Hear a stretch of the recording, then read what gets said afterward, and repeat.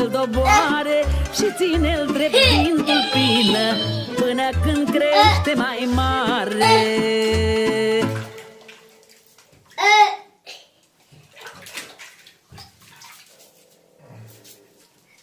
Tati? Da, tati, mulțumesc, puiul meu. Nu. Am bubița acolo, știu. Da. Hai, mai speli sau e gata?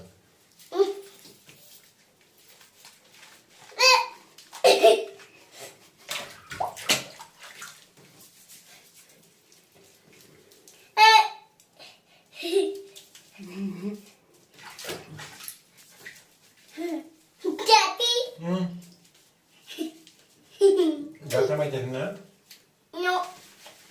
Nu mai terminat, mai ai? Da. Îl filmezi bine? Mhm.